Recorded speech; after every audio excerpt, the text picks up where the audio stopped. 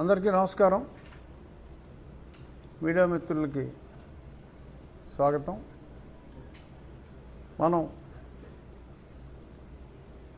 ఒక 6 రోజుల క్రితం అనుకున్నాం, ఒక సంకల్పం, ఒక అకౌంట్ ఓపెన్ చేసి 15 రోజుల ముందు ఒక సమితి ఫామ్ చేయాలి అనుకున్నాం.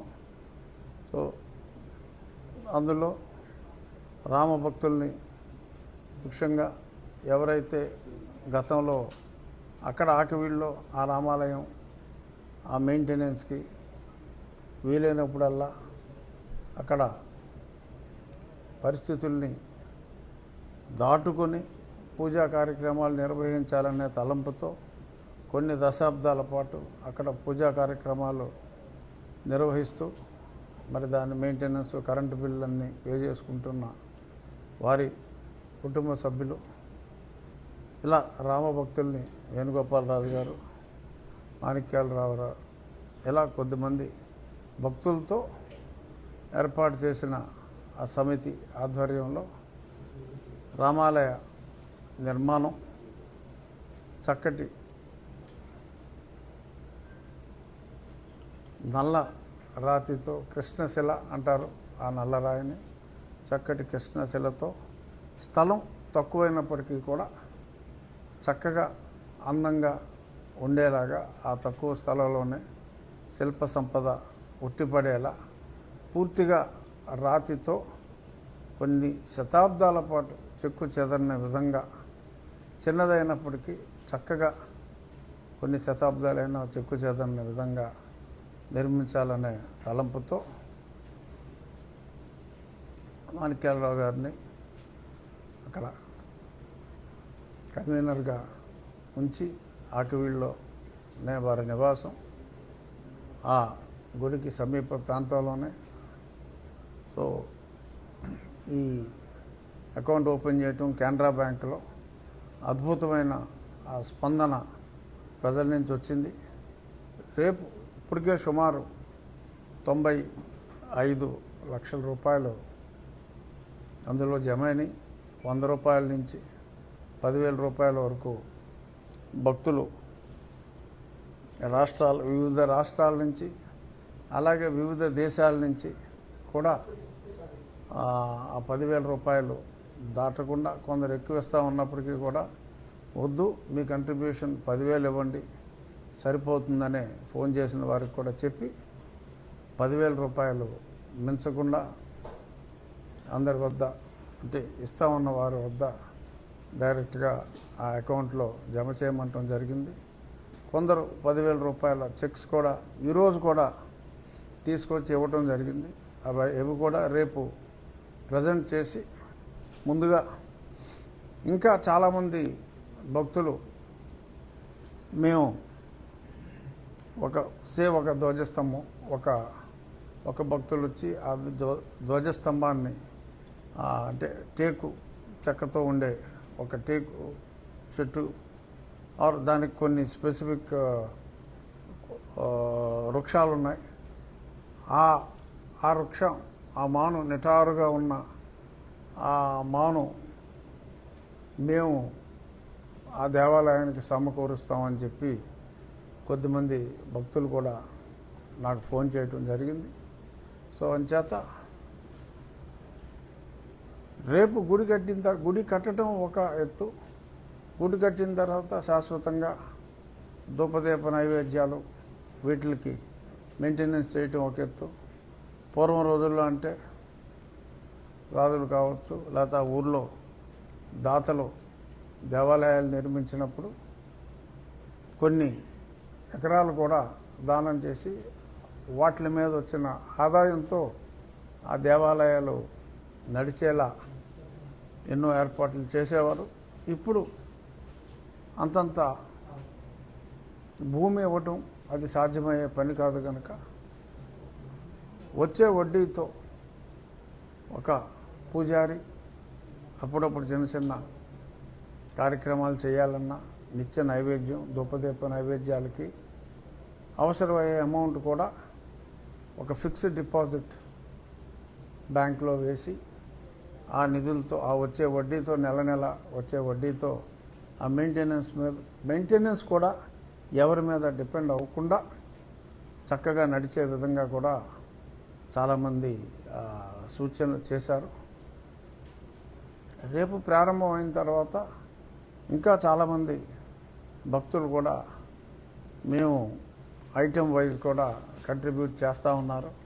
ఏదేమైనా ఈ దేవాలయ నిర్మాణానికి ధనం అనేది అసలు సమస్య కాదు. నేను నా స్నేహితులు చాలు ఎంత ధనమైనా ఖర్చు పెట్టి ఆలయం నిర్మించడానికి. కానీ ప్రజలు ఉండాలి. 100 రూపాయలు 200 రూపాయలు చిన్న చిన్న కంట్రిబ్యూషన్స్ ప్రజల వద్ద నుంచి వచ్చి ఇది ప్రజల గుడి, ప్రజలు నిర్మించుకునే రామ మందిరం ఇది.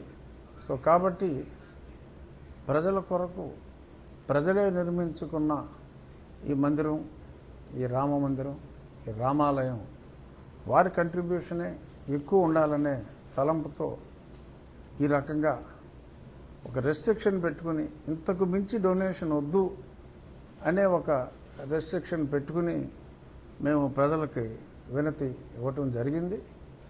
ఊహించిన దానికంటే ఇంకా ఎక్కువగా రెస్పాన్స్ వచ్చింది.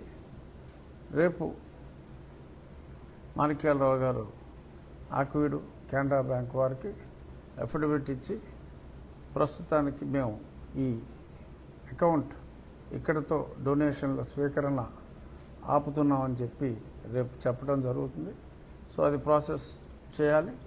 సో రేపు ఖచ్చితంగా రేపు సాయంత్రం నుంచి ఫర్దర్ విరాళాలు స్వీకరించవలసిన అవసరం కూడా ఉండదు. ఏదైనా అవసరమైనా ఇండివిజువల్గా భక్తులు ముందుకు వస్తున్నారు కనుక రేపు ఖర్చు పెరిగినప్పటికీ కూడా మరలా విరాళాల అవసరం లేకుండా ఒకరిద్దరు నా స్నేహితులు ఆబ్లిక్ భక్తులు, ఎందుకంటే నా స్నేహితులు అయినంత మాత్రాన భగవంతుని మీద భక్తి లేకపోతే నేను అడగలేను, వారు ఇవ్వలేరు. సో కాబట్టి భక్తుల సహకారంతో ఇక ఏదన్నా కొంచెం ఎక్స్ట్రా ఖర్చు అయినప్పటికీ కూడా భక్తుల సహకారంతో అది పూర్తి చేయడం జరుగుతుంది. సో ఈ ఫండ్ రైజింగ్, ప్రజల వద్ద నుంచి ఫండ్ రైజింగ్ రేపు సాయంత్రంతో పూర్తవుతుంది.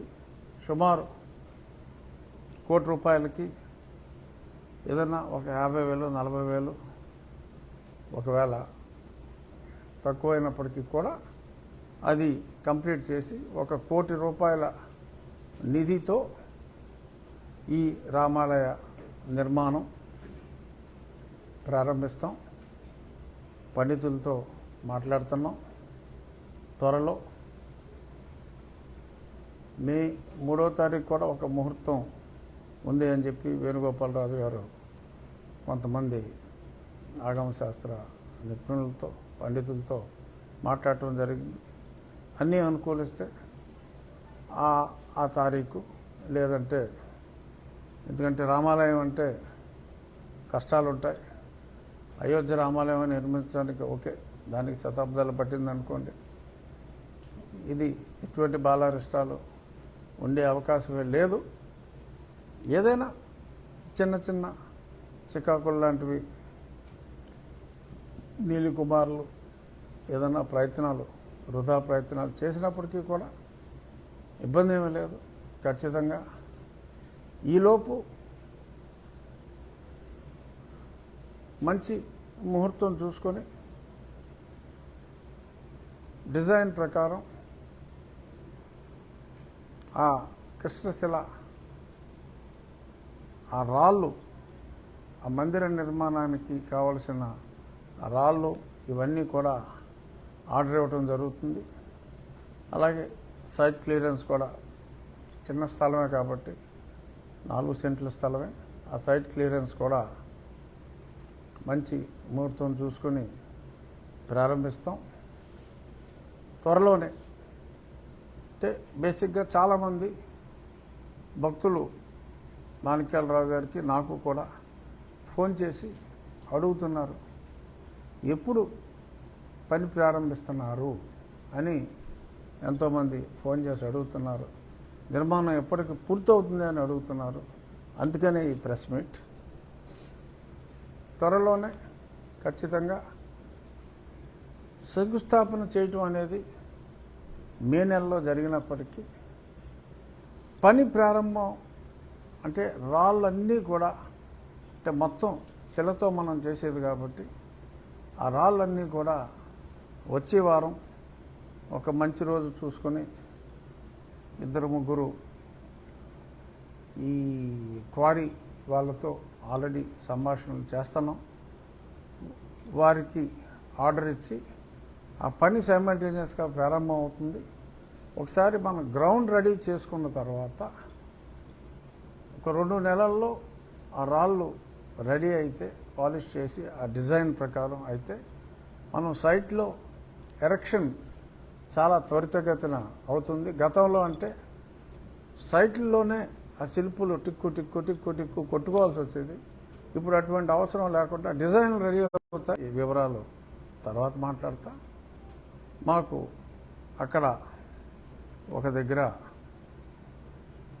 ఎక్విప్మెంట్ అంతా ఉంది. అక్కడ ఒక దేవాలయ నిర్మాణం జరుగుతుంది. అక్కడే ఈ మనకు కావలసిన డిజైన్లన్నీ కూడా సైమల్టేనియస్గా తయారు చేసుకోవడం జరుగుతుంది.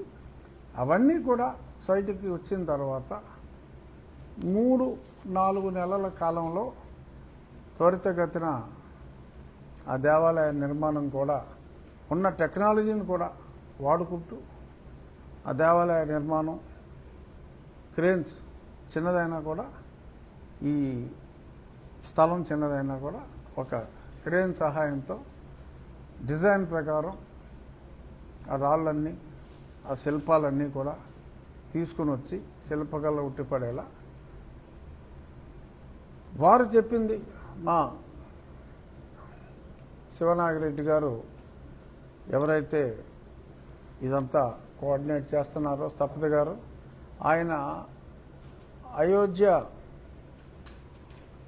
అయోధ్యలో కూడా ఆ మొత్తం ఆయన పురావస్తు శాఖలో కూడా నిపుణులు. అయోధ్య పురావస్తు శాఖ వారు చేపట్టిన దానికి ఒక లైబ్రరీ లాగా కూడా అక్కడ ఒక సంస్థలాగా పెట్టారు. అందులో కూడా ఆయన సభ్యులు. వారి ఆధ్వర్యంలోనే ఇదంతా జరుగుతుంది. దీన్ని స్పష్టంగా గతంలో కూడా చెప్పడం జరిగింది. వారి ఆధ్వర్యంలో వారి అసిస్టెంట్ సుధాకర్ సింగ్ అని ఆయన కూడా స్థపతి. సో ఆయన డైరెక్ట్గా ప్రతిరోజు ఆ సుధాకర్ సింగ్ నిరంతర పర్యవేక్షణలో శివనాగిరెడ్డి గారి పర్యవేక్షణలో 7 నుంచి 8 నెలల కాలంలో అంటే 0 డేట్ మనం ఏప్రిల్ 15వ తారీఖు మనం 0 డేట్ అనుకుంటే సో 9వ నెలలో 8 నెలలు పూర్తయ్యేలోపు 9వ నెలలో ఖచ్చితంగా పూర్తయ్యే అవకాశాలు చాలా ప్రస్ఫుటంగా ఉన్నాయి. ఇంకా ఫాస్ట్గా చేయడానికి కూడా ప్రయత్నం చేస్తాం. ఎందుకంటే ఒకసారి స్టోన్స్ అన్నీ వచ్చిన తర్వాత రాత్రి పగలు పెద్ద భేదం ఏమీ లేదు. నీట్గా ఫ్లడ్ లైట్స్ వేసుకుని సరైన దేవాలయ కార్మికుల్ని తీసుకుని వచ్చి ఇంకా ఫాస్ట్గా చేసే అవకాశం ఉంది. ఈలోపు దానికి వెళ్ళే దారులు ఆ రామాలయ ప్రాంగణానికి వెళ్ళే ఒక రోడ్డు ఈ ఆక్వీడ్లోంచి కాకుండా అలా ఐబీవరం నుంచి కూడా మార్గాలు ఉన్నాయి. ఆ 1-2 మార్గాలన్నీ కూడా చక్కగా అక్కడ డ్రైనేజ్ వ్యవస్థల కొన్ని లోపాలు అన్నీ ఉన్నాయి. అవన్నీ కూడా ఈ గుడి వలన అవన్నీ కూడా సరిచేసి ఆ చుట్టుపక్కల కూడా ఆ దేవాలయం ఎంట్రీ ఒక సైడ్ నుంచి వస్తే ఇంకొక సైడ్ నుంచి వెళ్ళేలాగా అవన్నీ కూడా కొంచెం ఆ వాతావరణం అంతా కాస్త ఆహ్లాదంగానే ఉండేలాగా, దేవాలయం అంటే ఒక పవిత్రమైన వాతావరణం కూడా అవసరం కాబట్టి మనశ్శాంతిగా ప్రార్థించుకోవడానికి అటువంటి ఇన్ఫ్రాస్ట్రక్చర్ కూడా ఆ ప్రాంతంలో ఉండేలాగా, అక్కడ ఓపెన్ డ్రైన్స్ అన్నవే లేకుండా ఉండేలాగా ఆ కృషి కూడా చేయడం జరుగుతుంది. ఇది మన ఎవరైతే కంట్రిబ్యూట్ చేశారో వేలాది మంది భక్తులు వారందరికీ రాబోయే 3-4 రోజుల్లో ఒక మంచి ముహూర్తం అడ్వాన్స్ ఆ రాళ్ళకి కృష్ణశిల ఆ క్వారీ యజమానులకి అడ్వాన్స్ ఇవ్వడం జరుగుతుంది. పని లిటరల్గా ప్రారంభం అవుతుంది. సైట్ క్లియరెన్సు ఇవన్నీ ఉన్నాయి కదా, ఈ సెక్షన్లు అన్నీ ఉన్నాయి. సో ఈ సెక్షన్లో ఒక 3 రోజులు ఉండొచ్చు, 4 రోజులు ఉండొచ్చు. తర్వాత సైట్లో కూడా దేవాలయం పని ప్రారంభిస్తాం. దీనికి ఎవరు ఎటువంటి లిటిగేషన్లో పెట్టి అవకాశమే లేదు. అన్ని డాక్యుమెంట్స్లో చాలా స్పష్టంగా ఉంది. ఈ ఫసిలీ అంటారు, వీటిల్లో కూడా చాలా స్పష్టంగా ఇది ఎప్పుడుతో 1998 అందులో కూడా ఈ పర్టికులర్ సర్వే నెంబర్ ఇదిగో 4 సెంట్లు రామాలయం అని కూడా చాలా స్పష్టంగానే ఉంది. ఇది గవర్నమెంట్ రికార్డు 32 RSRలోనూ ఉంది. సో దీనికి రకరకాలుగా కొద్దిమంది అక్కడ మతం మారిన క్రైస్తవులు ఇంకా ఈ ముసుగులోనే ఉన్నట్టుగా నటిస్తూ కొన్ని కామెంట్స్ కూడా చేస్తున్నారు. ఏమి చేసినప్పటికీ అది అర్థం లేని శుష్క ఆర్గ్యుమెంట్. అది చాలా స్పష్టంగా గతంలో చెప్పినప్పటికీ మళ్ళీ చెప్తున్నా. ఒక 40-50 సంవత్సరాలుగా కరెంటు బిల్లు రామాలయం పేరు మీదే ఉంది. ఈ ఫసిలీలన్నీ కూడా రామాలయం అనే ఉంది. 32 డాక్యుమెంటు క్లియర్గానే ఉంది. ఆ దేవాలయం మీద కూడా అదే ఉంది. ఎవరెవరో మాట్లాడుతున్నారు. ఆడెవడో ఒకటి పిచ్చిగడ్డం వేసుకుని ఆ తణుకు నుంచి ఒకడు మాట్లాడుతూ ఉంటాడు. రామ్ భక్తుడు అంటాడు, నోటుకు వచ్చి చెత్తబాగుతూ ఉంటాడు. ఇంకెవరో ఒక ఆయన చూసా, మరి ఆయన పేరు నేను క్యాచ్ చేయలేకపోయాను. ఆయన ఏదో చెప్తూ ఉంటాడు. రఘురామకృష్ణరాజు ఏదో చాలా అన్యాయంగా ఆయన దళితులకున్న హక్కుని కాలరాచే ఏంటిది SC ST అట్రాసిటీ కేసులో కాలరాచే ప్రయత్నం చేస్తున్నాడు. రఘురామకృష్ణరాజు ఎవడండి కాలరాచే ప్రయత్నం చేయడానికి? డాక్టర్ బిఆర్ అంబేద్కర్ గారు 1950లోనే పేర్కోవడం జరిగింది. దానికి 1950 ఆగస్టు 11వ తారీఖు రాష్ట్రపతి అనుమతి ఇచ్చింది. అది చట్టంగా ఉంది. ఆ చట్టాన్ని అర్థం చేసుకోలేక కొద్దిమంది అర్థం చేసుకోలేకపోయారు. రాజకీయ నాయకులు కొద్దిమంది దానికి వక్ర భాష్యం చెప్పారు. అలా నడిచింది. ఇప్పుడు అందరికీ అర్థమైంది. రఘురామకృష్ణరాజు అన్యాయంగా మాట్లాడుతున్నాడని కొంతమంది మాట్లాడుతున్నారు. నేను రాజ్యాంగంలో ఉన్నది చెప్పాను. మళ్ళీ మొన్న స్పష్టంగా సుప్రీంకోర్టు చెప్పిందే మళ్ళీ నేను చెప్పాను తప్ప ఇందులో రఘురామకృష్ణరాజు, మాణిక్యాలరావు, వేణుగోపాలరాజు గారు కొత్తగా తీసుకొచ్చి చెప్పింది ఏమీ లేదు. సో కాబట్టి విఘ్నులైన ప్రజలు ఇది అర్థం చేసుకోవాలని చెప్పి కూడా చాలా స్పష్టంగా చెప్తూ ఇక్కడ అది హిందువులకు సంబంధించిన స్థలము, క్రిస్టియన్లకు ఇందులో ఎటువంటి ప్రమేయము లేదు.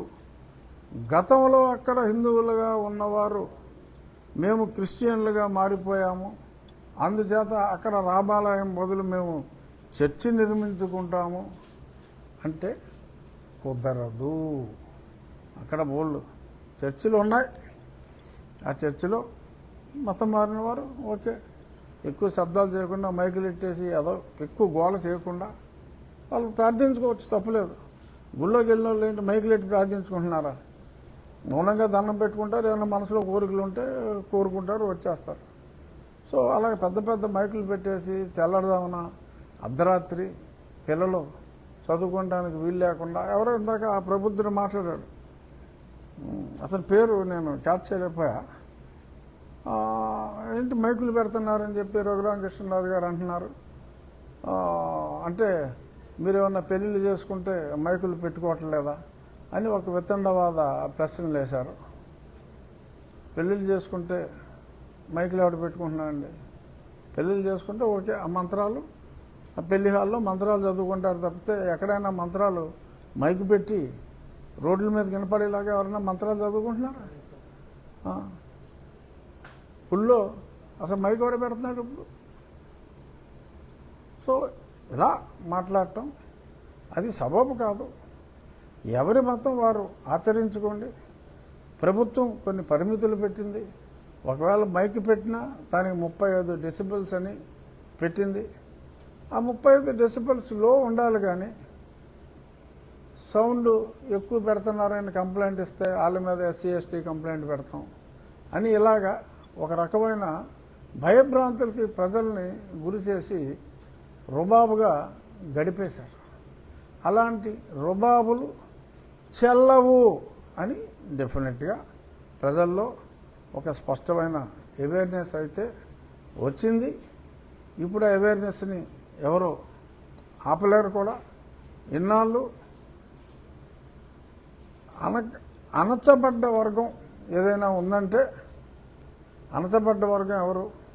ఖచ్చితంగా బీసీలు, ఓసీలే అణచబడ్డారు. ఎవరికైతే రక్షణ ఉందని భ్రమించారో ఆ రక్షణ శిక్షించే అధికారం ఉందని వారు అనుకున్నారు. వారు చేతిలో పైకి ఓసీలు, బీసీలు కానీ దారుణంగా వారి హింసకి, దొంగ కేసులకి ఇక్కడ గురైన మాట వాస్తవం. సో కాబట్టి అటువంటి హింసలకి ఇంకెవరు మా బీసీ సోదరులు కానీ, ఓసీ సోదరులు కానీ, ఎస్సీ సోదరులు కానీ ఎవరో కూడా గురవరు. ఎస్సీలుగా చలామణి అవుతూ క్రిస్టియానిటీ తీసుకొని ఈ రకంగా కేసులు పెట్టి హింసించు వారికి ఆ రకంగా హింసించడం కుదరదు అనేది నేను నిన్న ఒక టీవీ ఇంటర్వ్యూలో, 1-2 టీవీ ఇంటర్వ్యూల్లో కూడా చెప్పడం జరిగింది. చెప్తున్నాను, నేను క్రైస్తవ పాఠశాలలో చదువుకున్నాను, క్రైస్తవ కాలేజీలో చదువుకున్నాను. ఆ మతం అంటే నాకు ఎనలేని గౌరవం ఉంది. విశ్వాసం వేరు, గౌరవం వేరు. హిందూ మతం మీద విశ్వాసం, గౌరవం 2 ఉన్నాయి. క్రిస్టియన్ మతం మీద అది కులరహిత మతం. నాకు అసలు కులాల పట్టింపు లేదు కాబట్టి కులాల పట్టింపు లేని మతంగా నాకు క్రిస్టియానిటీ అంటే కూడా ఎనలేని గౌరవం ఉంది.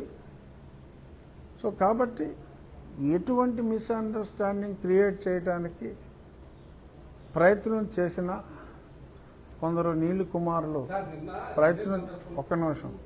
కొందరు నీలి కుమారులు ప్రయత్నం చేసిన ప్రజలు వారి మాటలు విశ్వసించవద్దని, మీకున్న హక్కు ఉంటే నిజమైన హిందూ దళితులకి ఎవరైనా తోటి హిందువు అట్రాసిటీ చేస్తే ఖచ్చితంగా మీరు కేసు పెట్టుకోవచ్చు. ఖచ్చితంగా మతం మారిన వారు ఎవరైనా కేసు పెడితే చెక్ చేయండి. ఖచ్చితంగా సమాధులు కూడా చెక్ చేయండి. చర్చ్ రికార్డు సెర్చ్ చేయండి. అన్ని ఊర్లోనూ రెగ్యులర్గా చర్చ్కి వెళ్ళే వాళ్ళు ఎవరో రికార్డు మెయింటైన్ చేసుకోండి. సమాధులు కూడా వెరిఫై చేసి ఏ ఊరికి ఆ ఊరోళ్ళ మీద పెడతారు కదా, ఆ ఊర్లో ఉన్న సమాధిలో ఎవరెవరి పేర్లు, వాళ్ళ తల్లిదండ్రుల పేర్లు ఆ సమాధిలో ఉన్నాయో చూడండి. ఆ చర్చికి వెళ్ళే వాళ్ళు 4 ఫోటోలు తీసుకోండి. అవన్నీ కూడా రికార్డు ఉంచుకోండి. రికార్డు ఉంచుకుంటే వారెవరికి కేసులు పెడతానికి లేదు. మనం మాట్లాడేది ఆ కేసుల వరకే మాట్లాడుతున్నాం. అది సో ఇటువంటి ఆగడాలు వద్దు. కలిసి బ్రతుకుదాం. మీరు బతకండి, మమ్మల్ని బతకనేయండి. ఈ పిచ్చి పిచ్చి కేసులతోటి మమ్మల్ని వేధించకండి. ఎందుకంటే వేధించబడ్డమని నేను ఒక 6 కేసులు నా మీద వేశారు, SC ST అట్రాసిటీ కేసులు. ఆ వేదన ఎలా ఉంటుందో నాకు తెలుసు. నేను పడిన ఈ అన్యాయమైన కేసుల వేదన ఇంకొకటికి ఉండకూడదు అనే ఉద్దేశంతో చట్టం తెలుసుకున్నాను కనుక, చట్టం తెలుసు కనుక నాకు తెలిసిన చట్టాన్ని 10 మందికి చెప్పి వాళ్ళల్లో ఒక అవేర్నెస్ తీసుకొచ్చే ప్రయత్నం. లక్కీగా అవేర్నెస్ వచ్చింది. మీ ద్వారా కూడా అవేర్నెస్ 10 మందికి తెలిస్తే ఇంకా మంచిది. సో దీని గురించి గుడి ప్రోగ్రెస్ స్పష్టంగా అర్థమైంది కదా, ముందుకెళ్తున్నాం. ఈ వారం రాబోయే వారం రోజుల్లో మంచి ముహూర్తం చూసుకుని పేమెంట్ ఇస్తాం. ఆ పని వేగంగా మొదలవుతూ ఉంటుంది. సైట్లో కూడా పని మొదలవుతుంది. అలాగే నాకు ఎవరైనా చర్చకు రావడానికి వస్తే చర్చించడానికి సిద్ధంగా ఉన్నాం. అలాగే రేపు మహాసేన రాజేష్ గారు కూడా రేపు మేము కలుస్తున్నాం విజయవాడలో. సో కలిసి ఆయనతో కూడా మాట్లాడటం జరుగుతుంది. ఎవరైనా ఆయన ఉద్దేశంతో ఏకీపించేవారు ఉంటే సంతోషం. నేను సమాజంలో దుష్ప్రభావం చూపెట్టి ప్రయత్నం చేస్తున్నారు. కొందరు దుర్మార్గులుగా అండగా ఉన్నారు. 4 నీలి కుమారులు. ఆ నీలి కుమారులతో జాగ్రత్తగా ఉండాలి అంటున్నాను. ఇంకొకటి, వాళ్ళు పోటీ చేయటం హిందువుగా పోటీ చేస్తూ ఉంటారు. దళిత క్రైస్తవుల హక్కుల కోసం పోరాడుతూనే ఉంటారు. దళిత క్రైస్తవుల హక్కుల కోసం పోరాడేది ఎవరో దళిత క్రైస్తవులేగా పోరాడతారు, అంతేగా. నేనేమో హిందువుని అంటాడు. ఎలక్షన్లో పోటీ చేసినప్పుడు ఎఫిడవిట్ ఇది, ఉద్యోగానికి అప్లై చేసినప్పుడు ఎఫిడవిట్ అది, ఆ పోరాటమేమో ఇది, వెళ్ళేదేమో చర్చు. హిందూ మతాన్ని తిడతారు, హిందూ ధర్మాన్ని తిడతారు, హిందువుని అంటారు. అసలు క్యారెక్టర్ ఉందా? అసలు ఏంటి నీ క్యారెక్టర్? నువ్వు హిందూ మతాన్ని తిడతావా? హిందూ దేవుళ్ళని తిడతావా? మన సిద్ధాంతాన్ని తిడతావా? ఓకే, క్రిస్టియానిటీలోకి వెళ్ళిపోయావు, అయినా తిట్టకూడదు. నేనేమన్నా యేసుక్రీస్తుని ఎప్పుడైనా అపవిత్రంగా మాట్లాడానా? ఎప్పుడు మాట్లాడలేదా? మీరెందుకు మా దేవుళ్ళని అపవిత్రంగా మాట్లాడుతూ మళ్ళీ వార్నింగ్లు ఏదైనా మాట్లాడితే మా జోలికి వస్తే కబడ్దార్, ఇటువంటి వార్నింగ్లు. సో ఇవన్నీ కరెక్ట్ కాదు. కుమారులు మారండి, మారకపోతే జనం మారుస్తారు. సో కుమారుల గురించి ఎంతకన్నా మాట్లాడదలుచుకోలేదు. దేవాలయం గురించి క్లారిఫికేషన్ ఇచ్చాను. నన్ను ఎవరైనా తెలియక అపార్థం చేసుకుంటే వారికి కూడా క్లారిఫికేషన్ ఇచ్చాను. నాని ఇప్పుడు ఏంటి? నిన్న మాజీ ఐపీఎస్ అధికారి ఏకవచనంతో మాట్లాడుతున్నారు. అట్ ద సేమ్ టైం చర్చిల్ని ఆయన ఒక నమ్మకం ఉన్న చర్చిల్ని ఆయన బద్దలు కొడుతున్నారని చెప్పి ఆయన వీడియో రిలీజ్ చేశారు. నమ్మకం ఉన్న చర్చిల అంటే ఎస్సీలో నమ్మకంతో ఉన్న చర్చిలు ఒక్కొక్క మతంలో ఒక నమ్మకం ఉంటుంది.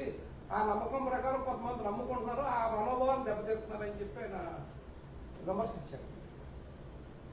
ఈ యాక్టివిటీతో మాట్లాడతారు, అందరినీ అగ్రకుల అహంకారంతో మాట్లాడుతున్నారని చెప్పి ఆయన ఒక సోషల్ మీడియాలో వీడియో లీక్ చేశారు. దీని మీద మీ ఒపీనియన్ చెప్పండి. ఎవరా నీల్ కుమారుడు? నలుగురులో ఐపీఎస్ నీల్ కుమారుడు, ఐఏఎస్ నీల్ కుమారుడు. వాడు వీడియోని సంబోధిస్తాడు.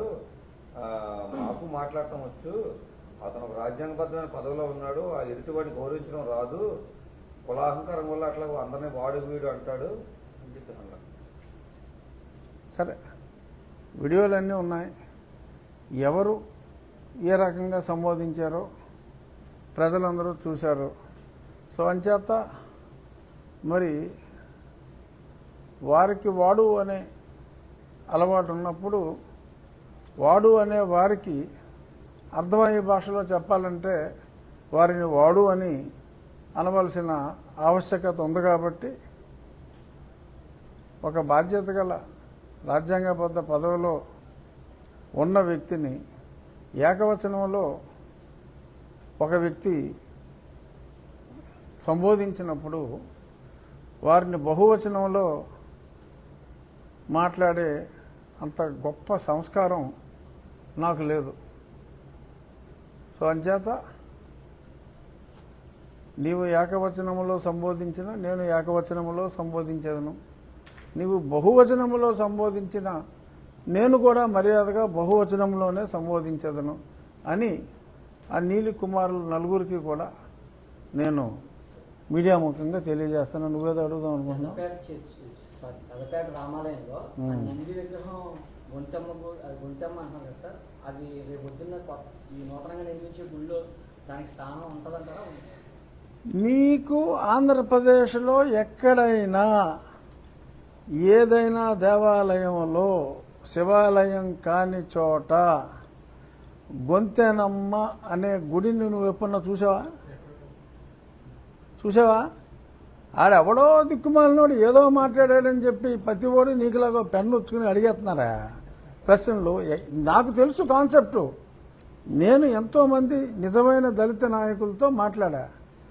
గొంతెనమ్మ పండగ అంటే అట్ల తద్ది రోజు ఒక నంది మట్టితో ఒక నందిని తయారు చేసి దాన్ని ఊరేగించి, ఆ రోజుల్లో ఏదో చందాలు తీసుకునేవారు, ఊరేగించి పల్లకీలోనో వీలైనట్టుగా ఊరేగించి ఆ మరుసటి రోజు దాన్ని నిమజ్జనం చేస్తారు తప్ప మావుళ్ళమ్మ తల్లిలాగా, పేరంటాలమ్మ తల్లిలాగా, లేకపోతే ఇంకా పెద్దింట్లమ్మ తల్లిలాగా ఒక రూపముతో కూడిన అమ్మవారి స్త్రీమూర్తి రూపముతో కూడిన విగ్రహంతో ఉన్న దేవాలయం గొంతెనమ్మకి ఎక్కడా లేదు, ఉండదు. ఆ కాన్సెప్టే అది కాదు. క్రిస్టియన్లు తెలియక అది చెప్పటం, అది చెప్తే నీలాంటి మేధావులు నన్ను అడిగేయటం. అంచేత చాలా స్పష్టంగా చెప్తున్నా, ఒక రూపముతో గొంతెనమ్మకు గుడి లేదు. నంది విగ్రహంతో ఊరేగింపులు జరుగుతాయి అట్ల తద్ది రోజు, దానిని నిమజ్జనం చేస్తారు. సో అంచేత ఇప్పుడు లేని ఒక సంవత్సరంలో ఒకరోజు దళితులు పూజ చేసుకునే గొంతెనమ్మ గుడి పలానా దగ్గర పలానా రకంగా ఉంది గొంతెనమ్మ గుడి అని ఎవరన్నా మోడల్ చూపెడితే అప్పుడు ఏం చేయాలో ఆలోచించవచ్చు. లేని గొంతెనమ్మ గుడిని నేను ఎక్కడ క్రియేట్ చేస్తాను? ఖచ్చితంగా అలాగే రేపు రామాలయం కట్టిన తర్వాత కూడా అక్కడ ఎవరైనా ఈ మతం మారిన ప్రముఖులు మళ్ళీ తిరిగి హిందూ మతంలోకి వచ్చి మా గొంతెనమ్మకి నేను మళ్ళీ పూజ చేస్తాను అని అంటే చక్కగా అట్ల తద్ది రోజు పూజ చేసి ఆ నందిని తీసుకొచ్చి రామాలయంలో ఉంచి ఈ రామాలయం నుంచి తీసుకెళ్ళి చక్కగా నిమజ్జనం చేసుకుంటానంటే వారికి కావాల్సిన అన్ని ఏర్పాట్లు మాణిక్యాలరావు చేస్తాడు, మేము చేస్తాం. ఉత్సవంలో దళితులే పాల్గొవాలని లేదు, మేము పాల్గొంటాం ఖచ్చితంగా. అంచేత ఎవడో మాట్లాడతాడు, ఎవరో టీవీ ఛానల్స్లో వేసేస్తారు అదే గొంతెనమ్మ గుడి అంట, అసలు చర్చ్ అంటాడు ఇంకోడు, సత్రం అంటాడు ఒకడు, సత్రంలోనంట ఏమ్మా మేము ఒక రాముడు బొమ్మ పెట్టుకుంటామమ్మా అని అడిగారంట, బతిమాలేడంట ఎవరినో, పెట్టుకోరా అన్న అంట. పెట్టుకోరా అంటే ఆడు పెట్టేసుకుని ఆడు కరెంటు బిల్లు కట్టేసుకుని అంటే 50,000 నుంచి కరెంటు బిల్లు కట్టేసుకుంటున్నా అంట. 50,000 క్రితమే అదేమో రికార్డులోనేమో రాయించేసుకున్నారంట. అదేమో ఇప్పుడు నాదంటున్నారు. మాకంతా నా బాల్యం అంతా నాకు గుర్తొచ్చేసింది అని ఎవడెవడో ఏదో వాగేయటం, ఆడ వాగేసిందని ఇంకెవడో ఛానల్లో వేసేయటం, వేసేస్తే ఇంకొక క్రిస్టియన్ ఛానల్స్లో దాని గురించి రఘురామకృష్ణరాజు అన్యాయంగా మాట్లాడుచుంటాడు. అచ్చట దేవాలయము లేదు, ప్రాచీన చర్చ్ క్వీన్ ఎలిజబెత్ ఇచ్చినది, లేకపోతే ఇంకేదో క్వీన్ చార్లెస్ ఇచ్చాడు, ఇలాగేదో మాట్లాడేస్తున్నారు. అది తప్పు. అక్కడ ఉన్నది రామాలయం, దాని మీద కూడా రాసుంది 32లోనే గుడి అని ఉంటే చర్చ్ ఎందుకు అవుద్దా? గుడి అంటే చర్చ్ కాదు కదా. అని నేను చెప్తున్నా, గొంతెనమ్మకి గుడి అనే కాన్సెప్ట్ లేదు. గొంతెనమ్మ ఆ రోజు తీసుకొచ్చి ఉంటుంది ఏదో ఒక రామాలయంలోనే ఎక్కువ. ఇక్కడ చిన్నమేరం రామాలయంలో ప్రతి సంవత్సరం అట్ల తద్ది రోజు గొంతెనమ్మని ఊరేగిస్తారు.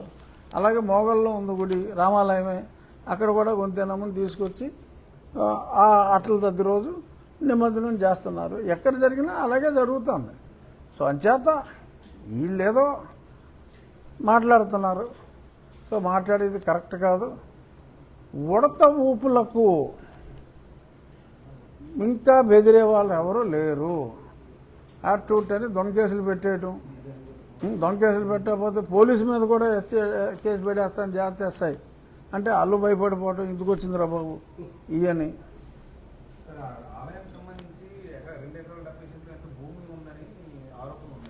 అది ఆలయానికి సంబంధించి లేదయ్యా. 2 ఎకరాల 32 సెంట్లు అది రోడ్డు పోరంబోక్ అని చెప్పి ఉంది.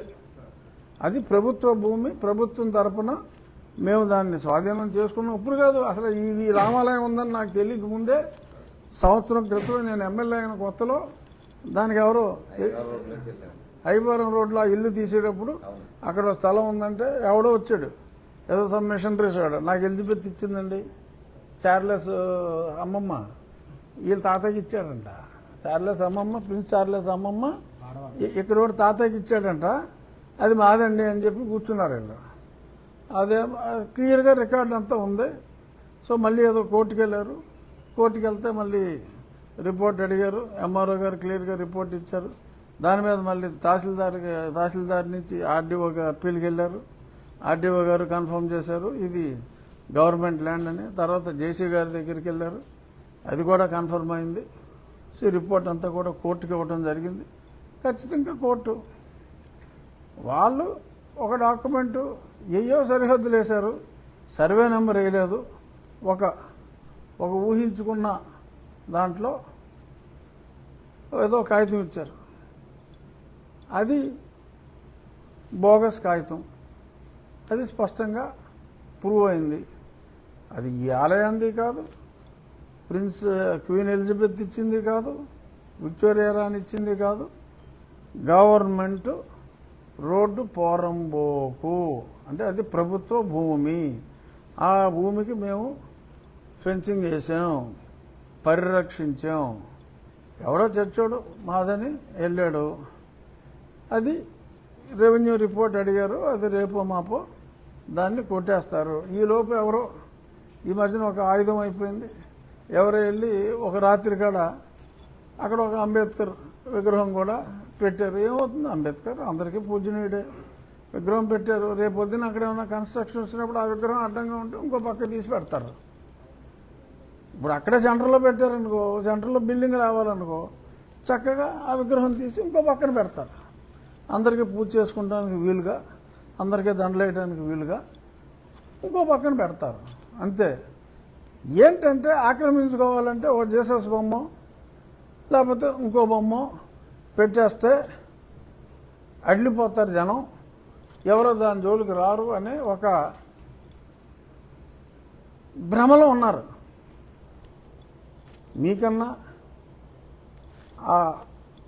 మీరు పూజించే వ్యక్తి మాకు పూజనీయుడే, మీకన్నా ఎక్కువ గౌరవం మేమిస్తాం అని చెప్పి ఒక మంచి మెసేజ్ ఇచ్చి అక్కడున్న విగ్రహం రేపు రాబోయే మున్సిపల్ ఆఫీసు ఏదో కట్టాలనుకుంటున్నాం. సో మున్సిపల్ ఆఫీస్కి మెయిన్ బిల్డింగ్ అడ్డంగా ఉంటే ఆ విగ్రహం తీసి ఇంకో పక్కన ఎంటర్ అయిన వాళ్ళల్లో వచ్చి ఆయనకు దండం పెట్టుకుని ఆయనకు పూలమాల వేసి ఆఫీసులోకి వెళ్ళటానికి వీలుగా పెట్టుకుంటాం.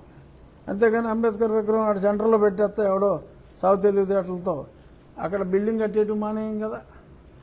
అది సో అంచేత అటువంటి తెలివితేటలు ఉన్న వాళ్ళకి కూడా మీ ద్వారా తెలియజేస్తున్నాం. సార్ చెలో ఆర్పిడ్ అని చెప్పి రోజు కార్యక్రమం నిర్వహించడం జరిగింది.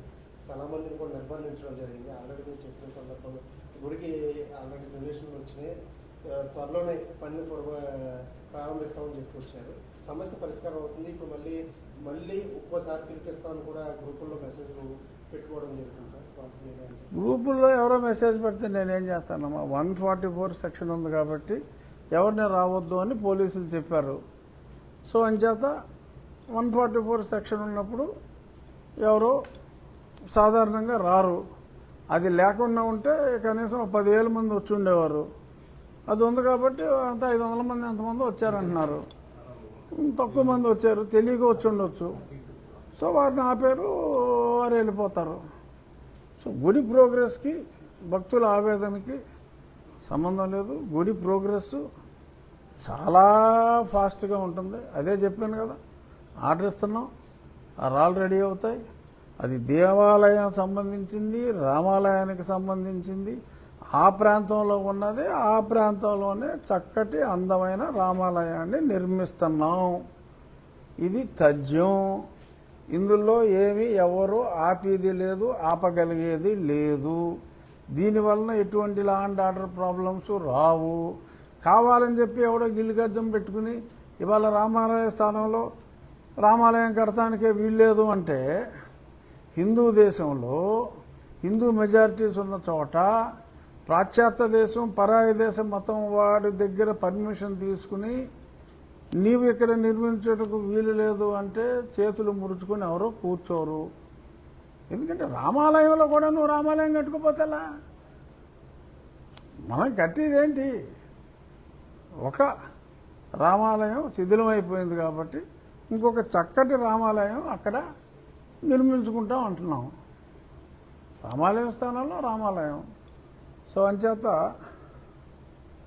ఎంత రేటు వచ్చింది నీకు? ఏమన్నా ప్రభువా? ఆ. 113 చర్చిలకి మీరు ఆల్రెడీ అనధికారికంగా కొనసాగుతున్న చర్చిల్ని తీసేయమని నోటీసులు ఇచ్చేస్తారు. అవి ఎప్పుడు అసలు అవకాశం ఉంది సార్? కాదండి, ఆధికారికంగా నడిచే చర్చలు కాదు, అనధికారికంగా. తెలుగు కూడా రాకపోతే ఎలా మీరు జర్నలిస్టులు? అనధికారికంగా అంటే అది మంచి పద్ధతి కాదు. అనుమతి తీసుకుని నడుపుకోమని చెప్తున్నాం.